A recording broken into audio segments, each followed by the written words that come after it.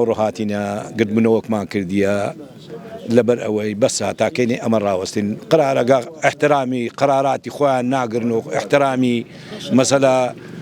خۆیان ناگرن ئەوە قراریاندا قراری حیزبی بەعسیان ڕەفز کردەوە کە ڕەفزیان کردەوە دەبی وازمان لێبێن بە ئیشی خۆمان بکەین ئەوە سوپا هاتیە بەرامبەرمان ڕاوەستایە دەرێ نابێ بەی شێوەیەکی ئیشی خۆتان بکەن ئەمەش ئیش دەکەین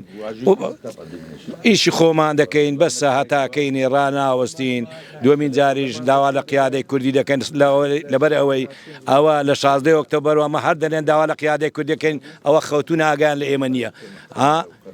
بەسە هەتاکەینێکە کابراایەک خاچی نەبوو کورە ناموسە هەموو شتەکە خاک بەسە هەتاکەینێکە ئەو پێنجدەیە لۆ ئیلات ئەو پێنجدەیەوە لەمە دەکەن ئەوجا ئەمە ئەو جارە ڕناوەستین با چی دەکەن با بێن بماگرن دەمان بن ئەمە ئیشی خۆمان دەکەین ڕاژ ناوەستین تەواو بەسە بەڵێ بەخێر بێن بەڕاستی و گرتبوونەوەی ئەوڕۆ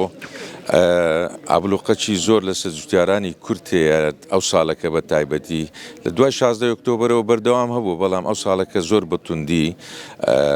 نایلن ڕێگری دەکرێت جوتیاری کورد زەویەکەی بچێڵی تۆی بکاتن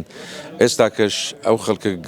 گرتبوونەوە لێرکوانە بۆی ئەو ئابلوقەیە بشتێنین ئیدی برێن هەتا ئێستا بەسە خەڵک پێویستە ئیشکاری خۆی بکاتن لەبەروی هیچ بیانویەک نەمایە سوپای عێراق ئەوەندە ڕێگری لە خەڵک بکە ئیشی سوپانیە کاروباری جوتیاری بەڕاستی ئیدی هاتی نێرە خەڵکە ناڕزای خۆی دەردەبڕیتن زائیدەنەمە ئێستا کە پشت ئەستورین بە بڕیارێکی پەرلەمانی عێراق کە محکمەی ئیتیحادیش واژووی لەسەر کردیە سەرۆک کۆمار واژووی لەسەر کردیە